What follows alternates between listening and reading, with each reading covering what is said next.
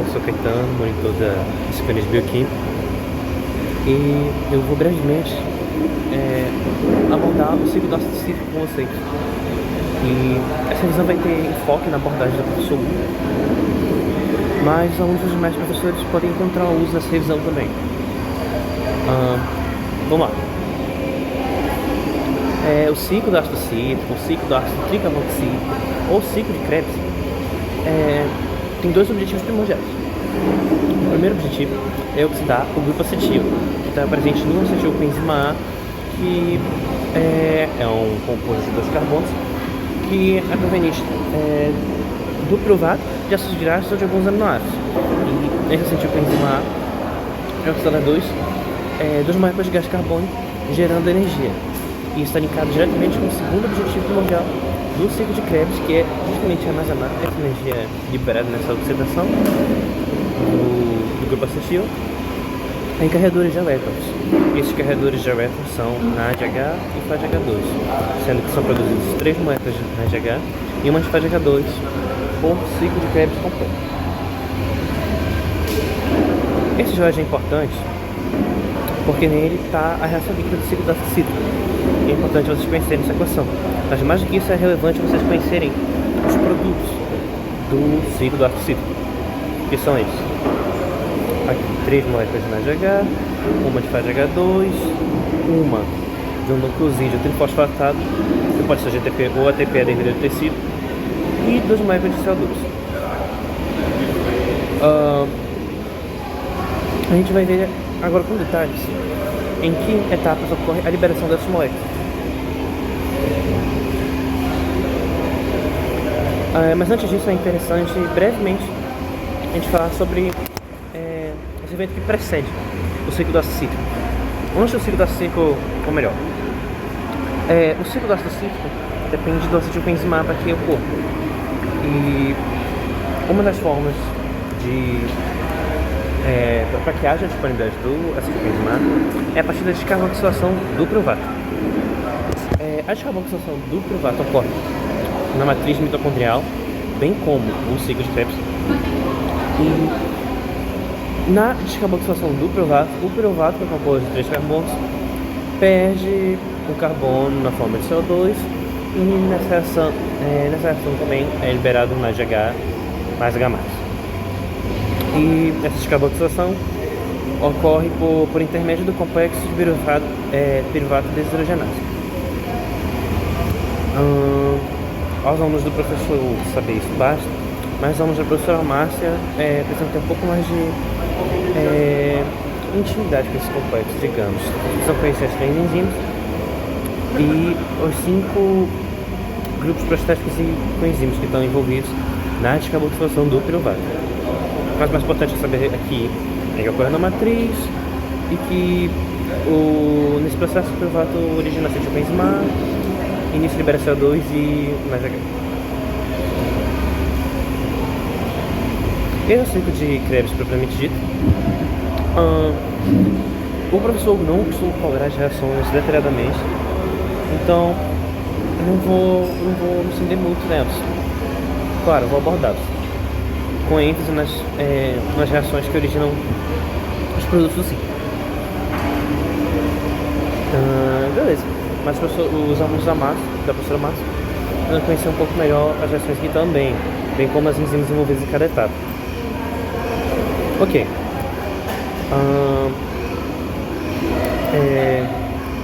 Aqui está o ciclo de Krebs, mas aqui em cima a gente também consegue ver a descarboxilação do piruvato, originando, como eu acabei de dizer, NADH e CO2, formando acetilcoenzima A.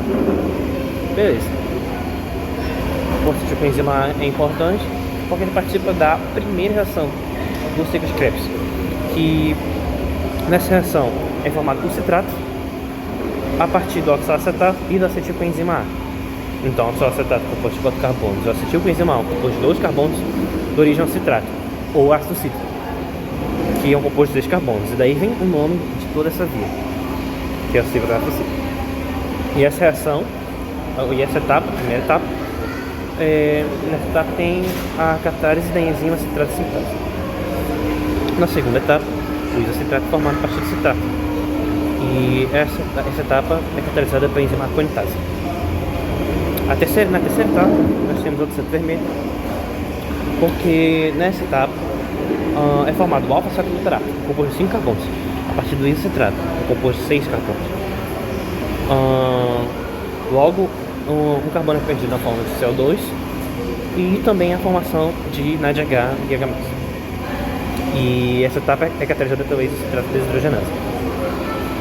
Na quarta etapa, também a liberação de CO2 e de NADH e H+. E nela é formado succinil com enzima A partir do alfa-cetoglutarato.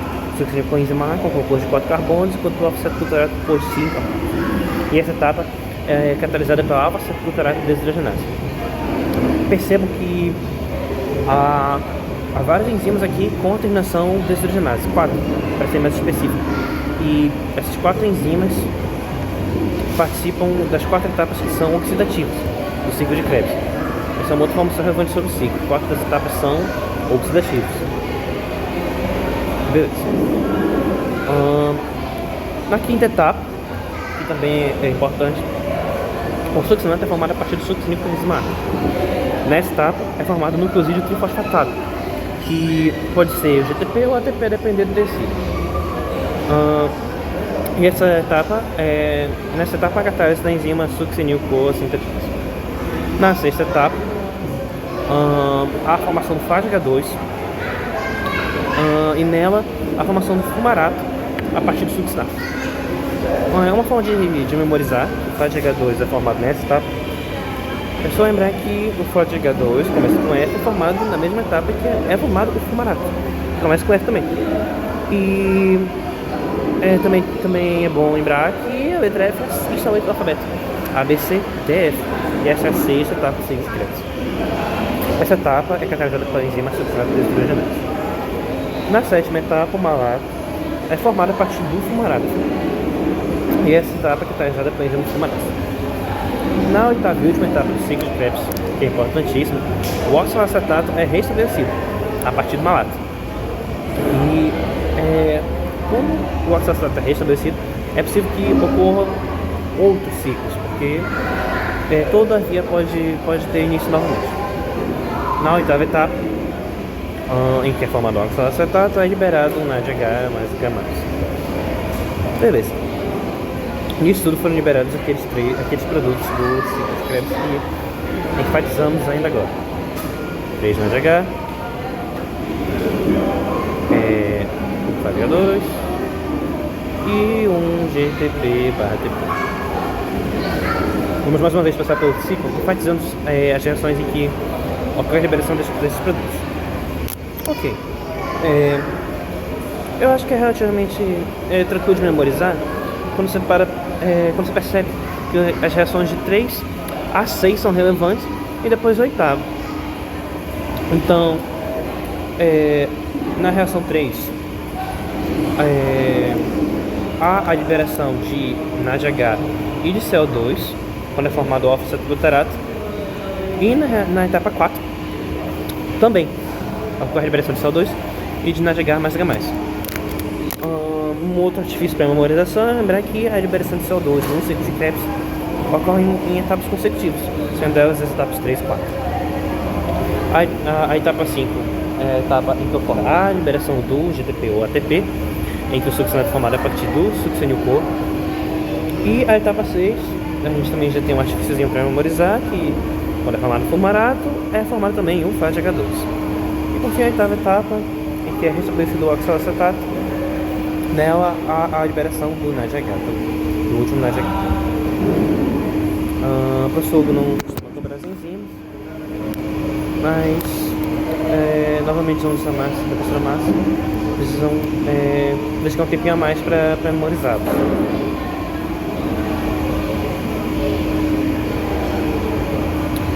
Nessa tabelinha há uma síntese aqui das etapas com as reações e com as enzimas que catalisam essas reações. E vamos passar por ela.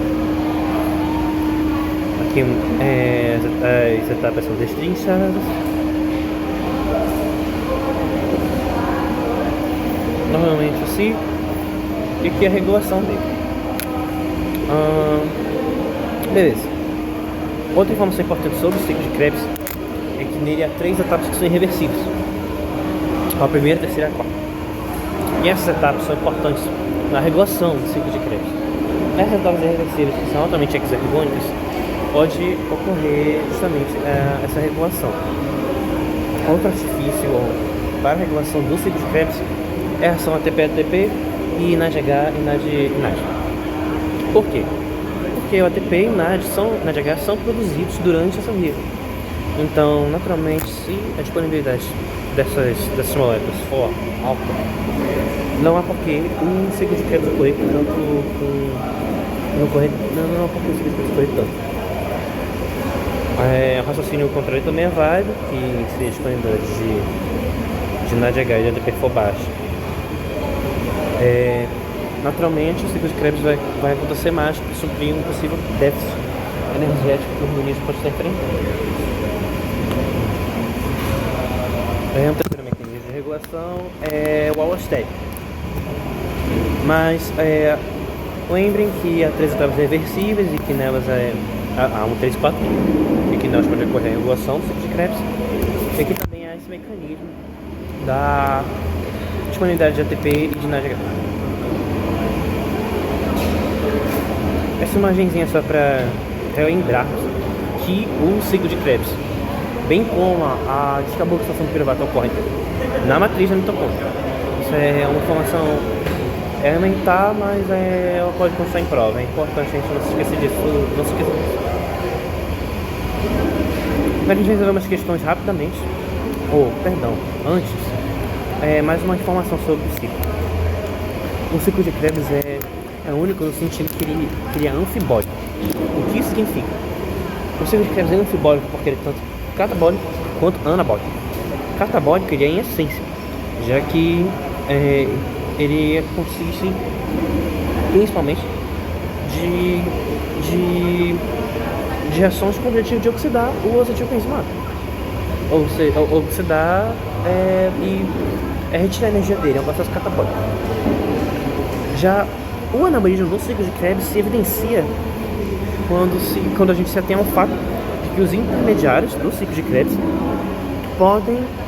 que eles participam em outros processos biológicos e os exemplos de outros processos biológicos como a síntese de outras moléculas. E um exemplo relevante disso é justamente o DOF butarado, que participa na síntese do glutamato, que é um importante neurotransmissor. E agora sim, nós vamos às questões. Uma do professor Hugo, 2 da professora Márcia. Agora ainda as questões. Esse primeiro é do professor Hugo.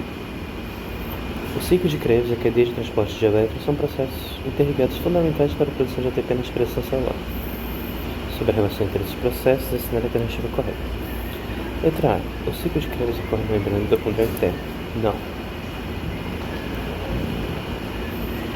Na realidade, ele ocorre na matriz mitocondrial. Então, essa alternativa já está incorreta.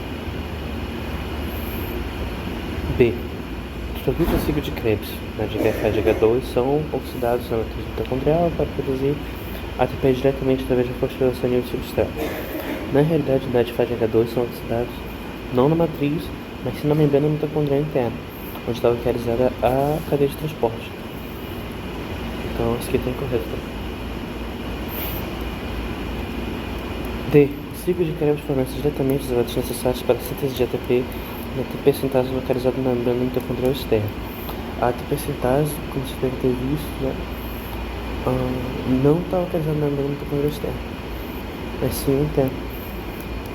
E o ciclo de Krebs ele consegue se fornecer elétrons diretamente para a cadeia transportadora através da succinato desidrogenase. Então, é bom dizer que a ATP está na membrana mitocondrial externa, que essa alternativa está errada. Letra E. O ATP produzido no ciclo de Krebs é diretamente oxidado para a produção de PDH2.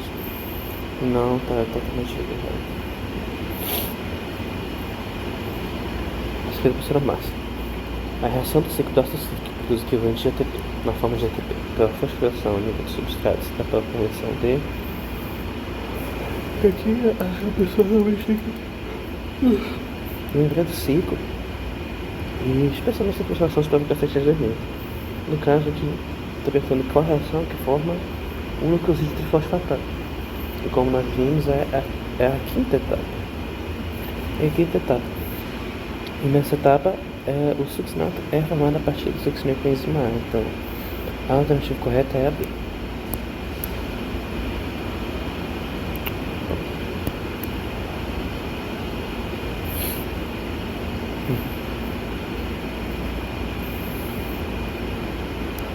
Qual das alternativas abaixo sobre o ciclo da ácido cítrico é verdadeiro ou falso? Beleza. 4 das 8 etapas deste processo são oxidações. Sim, 4 das 8 etapas são oxidações. Como nós vimos, são justamente nas etapas que são catalisadas pelas enzimas deshidrogenase. Então, essa aqui é verdadeira.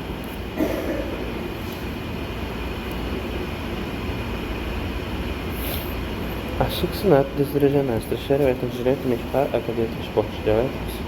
Sim, como acabamos de conversar sobre. A produção de FADH2 se dá para oxidação de alfa-cetocotrato a succinil com enzima A? Não. Isso foi ressaltado na exposição sobre o ciclo de Krebs, e a produção de FADH2 ocorre quando produzir fumarate, na sexta etapa, tanto da sucessão, conforme fumarate é formado o FADH2. Então, isso aqui está fácil.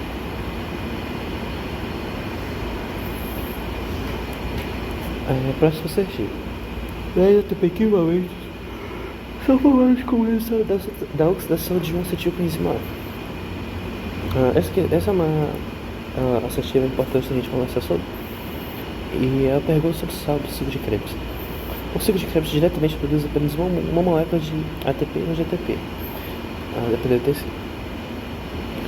Mas, apesar de produzir diretamente apenas nucleosídeo trifosfatado, o ciclo de Krebs, ao fornecer energia aos carregadores de elétrons, permite que estes prossigam para a cadeia de transporte de elétrons, e lá esses carregadores viabilizam a produção de mais moléculas de ATP. Então, diretamente, o ciclo de Krebs produz só um ATP, mas os carregadores que são formados no ciclo viabilizam a produção de mais. Como nós vimos, o ciclo de Krebs, aqui eu vou anotar um ATP, que é produzido diretamente, mas também se produzir 3 moléculas de NADH. Também é produzida uma molécula de FADH2. Existe uma equivalência energética dos carregadores com valores em ATP. E a gente sabe que uma molécula de NADH consegue viabilizar a produção de até de 2,5 na verdade moléculas de ATP. Enquanto o FADH2 consegue viabilizar a produção de até uma molécula de ATP, 1,5 moléculas de ATP. Então, somando esses valores todos,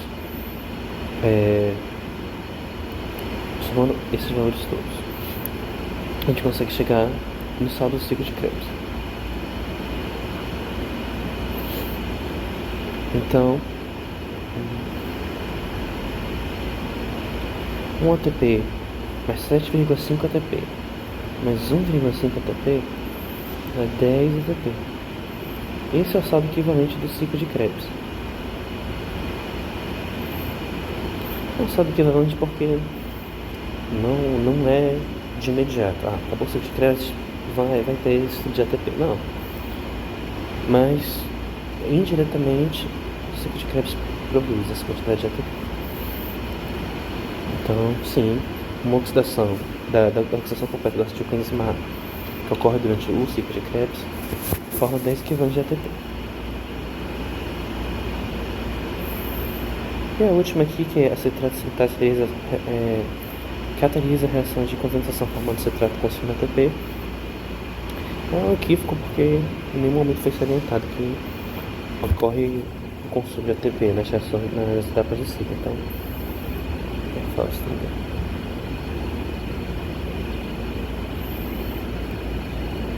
sendo assim, a assertiva correta é VVF, que é... Obrigado, pessoal, bons estudos. Quaisquer dúvidas podem mandar mensagem. Obrigado.